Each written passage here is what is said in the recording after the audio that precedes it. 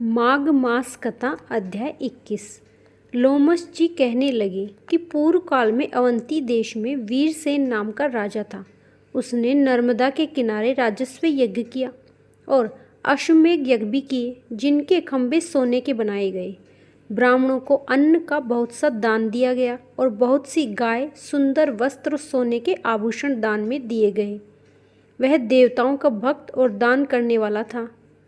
भद्रक नाम का एक ब्राह्मण, जो अत्यंत मूर्ख, कुलहन, कृषि कार्य करने वाला, दुराचारी तथा अधर्मी था, वह भाई बंधुओं का त्यागा हुआ इधर उधर घूमता हुआ देव यात्रियों के साथ प्रयाग में आया और माघ में उनके साथ 3 दिन तक स्नान किया। वह 3 दिन में ही निष्पाप हो गया। फिर वह अपने घर को चला। वह ब्राह्मण और राजा दोनों एक ही दिन मृत्यु को प्राप्त हुए। मैंने इन दोनों को बराबर इंद्रलोक में देखा। तेज रूप, बल, स्त्री, वस्त्र और आभूषणों में दोनों समान थे।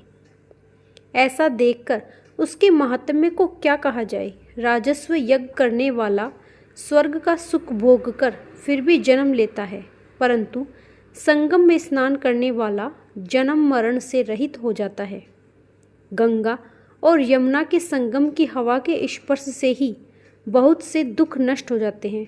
अधिक क्या कहें, और किसी भी तीर्थ में किए गए पाप माघ मास में प्रयाग में स्नान करने से नष्ट हो जाते हैं। मैं पिशाच मोचन नाम का एक पुराना इतिहास सुनाता हूँ। इस इतिहास को यह कन्याएं और तुम्हारा पुत्र भी सुने, उससे उनको स्मृति प्राप्त होगी।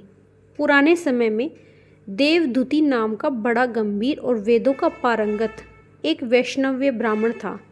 उसने पिशाच को निर्मम मुक्त किया था।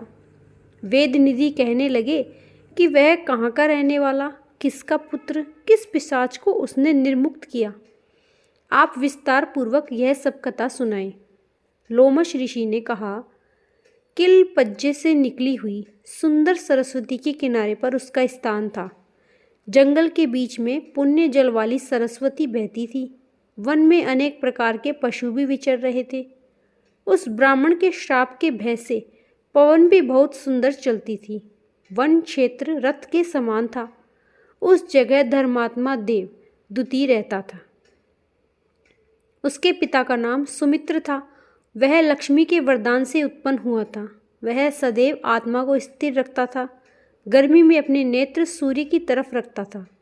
वर्षा में खुली जगह पर तपस्या करता था। हेमंत ऋतु में सारस्वत सरोवर में बैठता। त्रिकाल संध्या करता। जितेंद्रिय और सत्यवादी भी था। अपने आप गिरे हुए फल पत्तियों का भोजन करता था। उसका शरीर सूख कर हड्डियां मात्र रह गई थी। इस प्रकार उसको तप करते हुए वहां पर 1000 वर्ष बीत गए। तप के प्रभाव से उसका शरीर अग्नि के समान प्रज्वलित था। विष्णु की प्रसन्नता से ही वह सब कर्म करता रहा। ऋषि के वरदान से ही वह श्रेष्ठ वैष्णव्य हुआ था। एक समय उस ब्राह्मण ने वैशाख महीने की एकादशी को हरि की पूजा कर उनकी सुंदर स्तुति विनती करी। उसकी विनती सुनकर ही भगवान उसी समय गरुड़ पर चढ़कर उसके पास आए। चतुर्भुज, विशाल नेत्र, मेघ जैसा स्वरूप, भगवान को स्पष्ट देखकर प्रसन्नता के मारे उसकी आंखों में आंसू आ गए और कृतकृत्य होकर उसने भगवान को प्रणाम किया। उसने अपने शरीर को याद न रखा और भगवान के ध्यान में लीन हो गया। तब भगवान ने कहा कि हे देवदूत, मैं जानता हूँ कि तुम मेरे परम भक्त हो। मैं तुमसे अति प्रसन्न हूँ। तुम वर मांगो।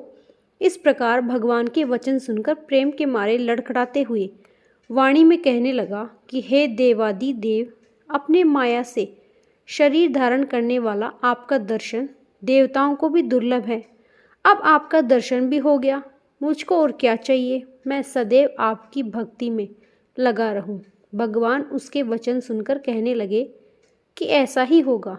तुम्हारे तप में कोई बाधा नहीं पड़ेगी।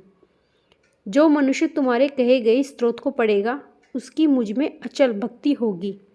उसके धर्म कार्य सांगोपांग होंगे और उसकी ज्ञान में परम निष्ठा होगी। माघ मास कथा अध्याय 21 समाप्त। राधे राधे।